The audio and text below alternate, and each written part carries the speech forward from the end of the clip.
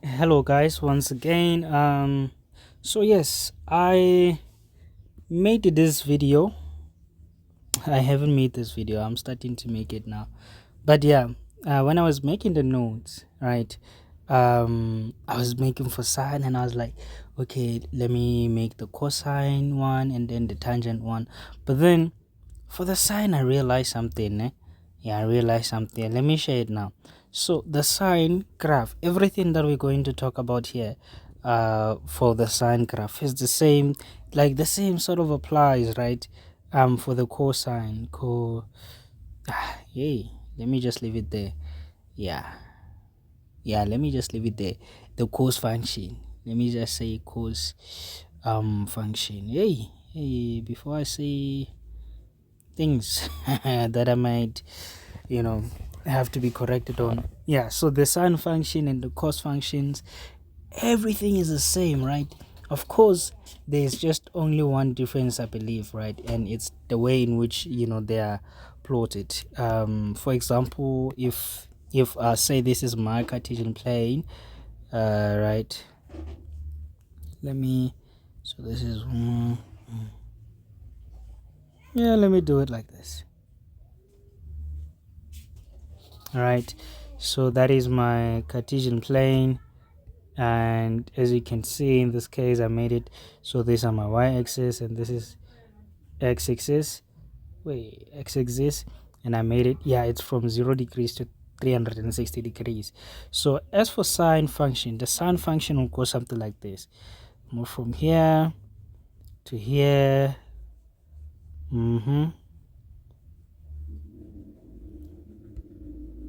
Right, so that's the sine function. But then the cos function, on the other hand, it's gonna start from the cos function, right? It's gonna start, and let me do this just to show you something. Sine 0, we get 0, so that's why we start in there at 0. But now let's say for cos, let's go for cos what? Cos 0 degrees, we start at 1, right? And let us say this is 1, so we're gonna start at 1. We go here. Yeah, my drawing is just bad now, but yeah, what I'm trying to say is when you craft them, there are two different functions. Yeah, but as for the contents that we're going to talk about, the effects of A, Q, and P, because later on there's going to be P as well, period, amplitudes, right? Domain, range, everything is just the same. Apart from, of course, the maximum point and the minimum point, they are different, right? But I feel like once you know, say for example, right, just say for example, you study the sine function and you study it very much to a point where you know it by your heart, and you happen not to study for the cosine function, the cos function, eh? And then you go into an exam room, and then all of the sudden, instead of them giving you a sine function, you end up having a cos function. What I'm telling you is, with everything that you know, everything that you know about the sine function, and you apply everything that you know to answer the questions about the cosine functions, I'm telling you, man, you're gonna get 100%. Right, you're gonna get 100%. All you just gotta remember is that, of course, they don't have the same turning points. Probably it would even go say the intercepts, the y-intercepts are not the same whatsoever. And yeah, and now I'm also gonna say something also. The thing is, sometimes you will find a point where the sine function and the cos function, they have you'll find a point where they have the same y-intercept, and the reason for that will be just because because of their reflections, not the reflections, but the shifting. Yeah, I wanna say it shifted I don't know, 3 units up, 30 degrees to the left or right, because now with the trigonometric function, our x-axis, we talk about degrees, né? We're no longer going to talk about the ones and twos. The ones and twos are for the y values. Yeah, but let's start with this section. Yeah, I just wanted to say, because I'm just gonna make the sine video, and then I'm gonna make the tangent video, and then I'll be done. Then the next thing we do will be like solving problems and stuff. So yeah, yeah, let's go on. We have A, right? We have A and we have Q. let me just start with q, and q is what we've known it to always be. And of course it's the so remember now, for sine and cosine we don't have asymptotes that's appearing there when we're talking about tangent graphs. But as for sine and cosine, we don't have asymptotes. So then q is just gonna be the vertical, yes, up down vertical shift. Yeah, it's just gonna be the vertical shift, right? That's the value, that's what q is going to do. And then we talk about a. A has an important part. It has an important part on determining the shape, right? Yeah, on determining the shape. And just like I was saying, when you have a sine graph, your sine graph will start something like this, but now with a negative a, this is just a positive a, say sine theta with no reflections. But now with a negative sign, then we're gonna have this, that, and so forth and so forth and so forth. And then this one will be a graph of negative sine theta, right? So yeah, a sort of determines the shape, of your sine or your cosine function. Yeah, and now the important topics, or the important parts of trigonometric functions, we're gonna, in all of them, sine, cos, and tangent, we're gonna talk about the period. For sine and cos, we'll talk about amplitude. All of them, domain, ranges, intercepts, they all appear in all functions, and maximum points and minimum turning points. They're gonna appear since we have since we have the turning points here, we'll have the minimum turning points and the maximum turning points. For example, this right here is a maximum, and this one is the maximum turning point, and they will have the same value. They're gonna have the same value. So of course, I was just drawing just in JJ, but it's not up to scale. But if you draw it properly, they will have the same y value. And here, this is these are the minimum turning points, right? The minimum turning points, as well as this one is a minimum turning point, and this one is also part of the maximum turning points. But of course, it's just for different graphs. We're gonna talk about those things, so let's start from grade 11 form. When we're talking about the sine, there's this thing called period, and the way you calculate it, it's just very easy.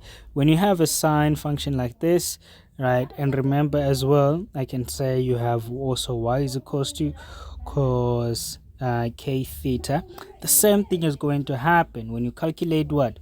When you calculate your period, you go 360 divided by the absolute value of what? The absolute value of k. This k here, this k here is the k that you see here.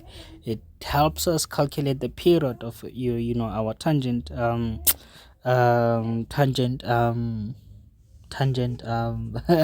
what am I trying to say? Like our tangent functions. Yes. No, not the tangent function, man. It's the sine.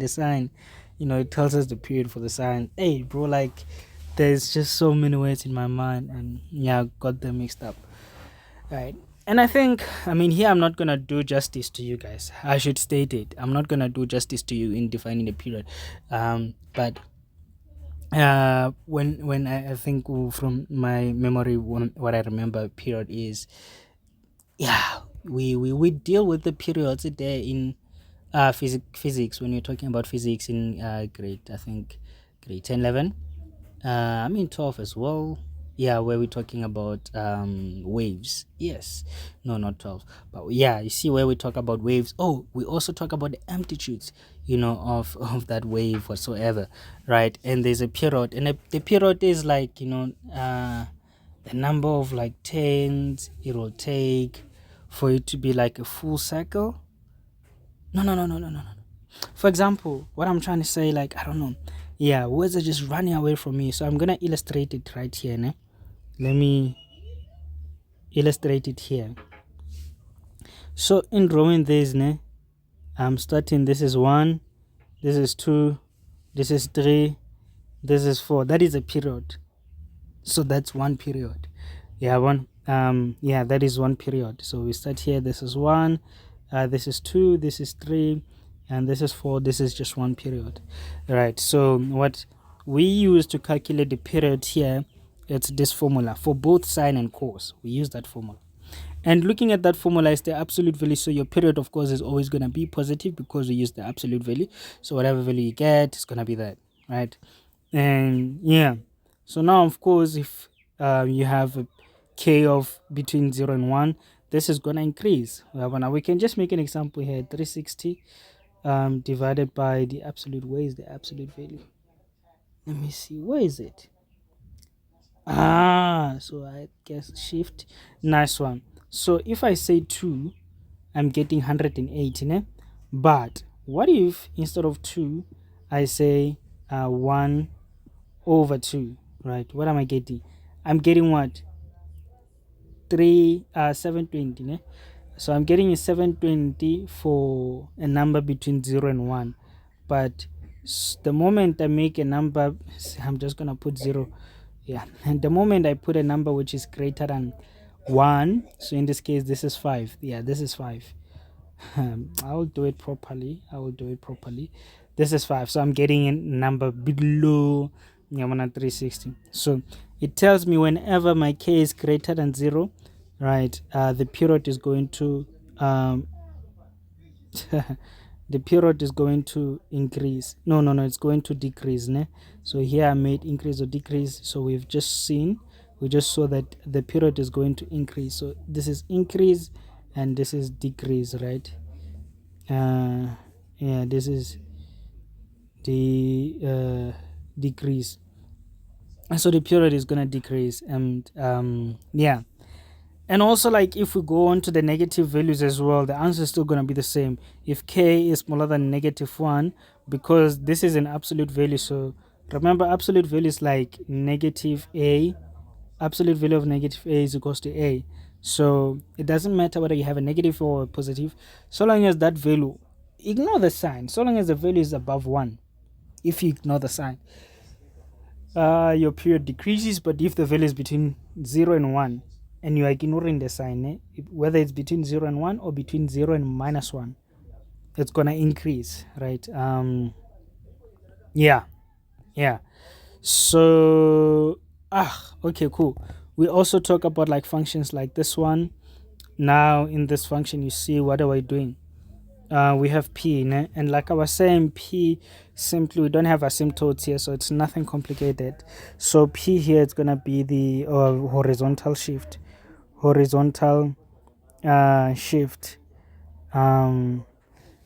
So shifting to the left or to the right.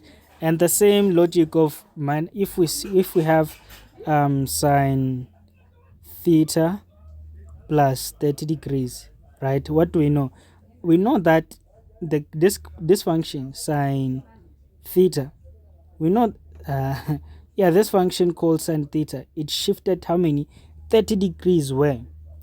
To the left, because it's positive, so it shifted 30 degrees to the left. We don't say 30 units. I mean, you could, but x-axis, we're talking about degrees, so guys, man. It's just like that.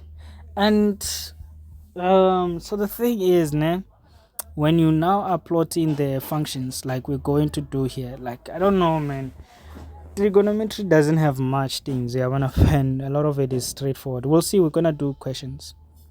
Now we're just gonna sketch this graph. But before we sketch the graphs, you already see that a is negative. So let me note those things down. Negative a, right? We have something interesting going on here. Let me just do it this way. I will just say something interesting here. We have something interesting there. We'll talk about it. But of course, we have also there was a shift, a horizontal shift. Shift. There was a horizontal shift, and this will be the interval of our x values, right? So cool. Before I start to draw our Cartesian plane and so forth, let's talk about this graph now. Usually you would have something like this: minus half sine theta minus 45, right? Usually you'd have something like this, but you see here, instead of theta minus 45, we have 45 degrees minus theta, ne? So let's work it out. Let us work it out. Cool. The thing is, sometimes when you have something that it seems strange or that seems new, try to bring it home, ne? Try to bring it home, make it look like something that you are used to. And once you have done that, it becomes easy for you to solve the problem. I mean, apply this logic to all the problems or most problems you'd encounter. So in this case, I'm gonna do something like that. I want to write this function as something like sine theta minus, let me just say plus or minus, because maybe now I don't know the sign. So I want to bring it to something like this. I want to bring it to something like this. So I will do that. I would say to properly do that, so I have half sine, open a big bracket, and let me say I have a negative on the outside. This negative one, I just took it out from the inside of the bracket, and then I have theta minus 45 degrees, ne? Close bracket, and then close the bigger bracket, right? So now I could say that let theta minus 45 degrees to be k, right? So now it seems like I have negative 1 over 2 sine negative k, right? And you remember the thing about negative angles, sine into negative theta is equals to negative sine theta, right? So you already see that we're going to have minus 1 over 2 sine theta or sine k, and then this is going to be the positive because of the negative coming from here, right? So yeah, then this thing is going to be positive. That means I have what? I have half sine 40 sine theta minus 45 degrees. So this is what I have, ne? And this is now what my function looks like. So it seems like I don't have any more space, so I'm gonna write it down like that, right? I would say y is equals to 1 over 2 sine theta minus 45 degrees, and I'm gonna erase everything that I have here. Yeah, delete, and now let's start working. So for these graphs, I mean, you would have your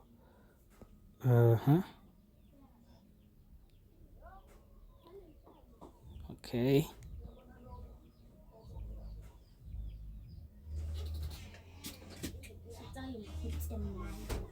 so that you have your, this is your y-axis, your x-axis. Say this is 0, this is half, and this is 1. Maybe let me take it a bit higher. This is 1, right? And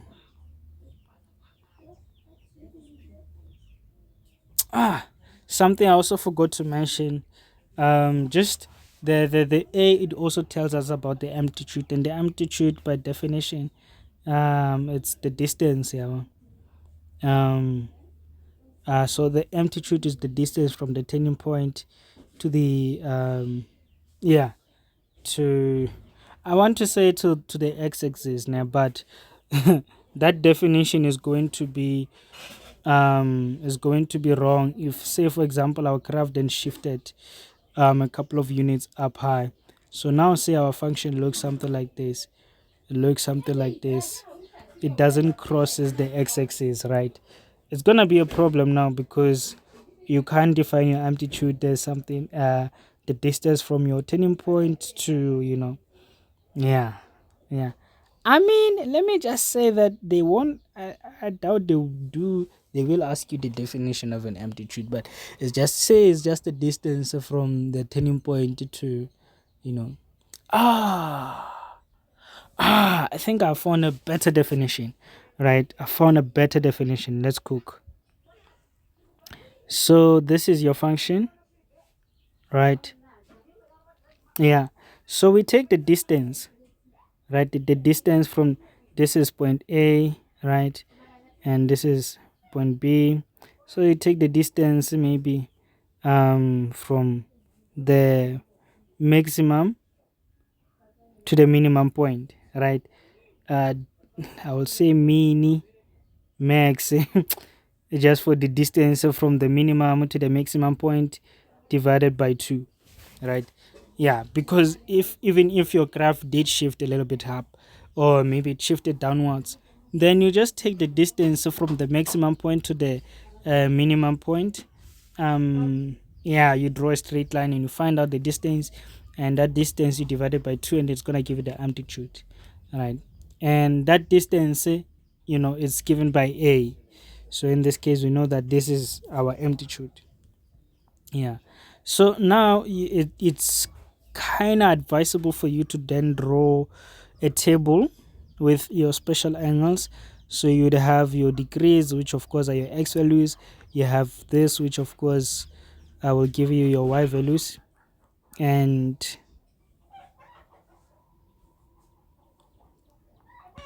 yeah, and then you basically just gonna put on the special angles. Ne? I could say maybe minus 90, minus 60, minus 45, minus 30, then 0, then 30, 45, and so on and so on. 45, 60, and 90. Eh? Maybe let me write them smaller for more space.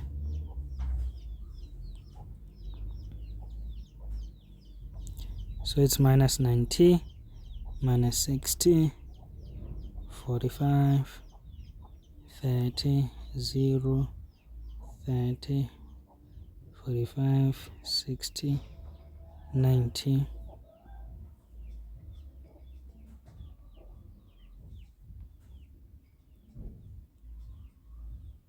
Right.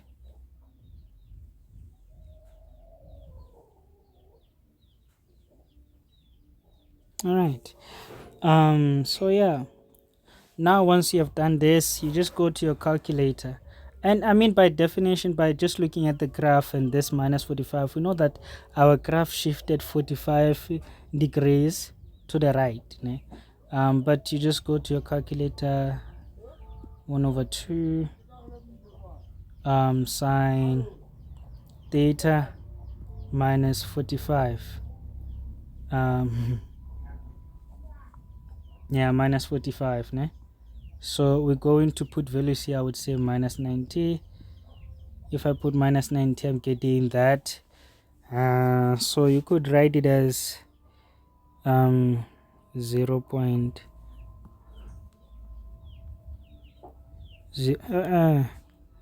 Negative 0.35. Now I go to 60. 60 is negative 0.48. I go to 30, no, 45. 45, it gives me minus 0.5. I go to 30. 30 gives me minus 0.48. I go to 0. 0 give me minus 0.35. Then I go again to 30. So now 30 gives me minus 0.13. Yes. I go 60. 60 is the same, 0.13. I should have went like 45. Yeah, but let me go 19 and I'll go 45, 35, and then 45, 45. 45 gives me 0. Right, so with this that I have, then I can just easily, what am I doing?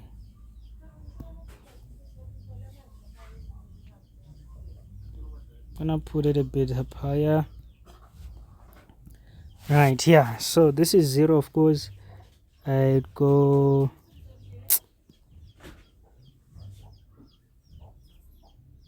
yeah,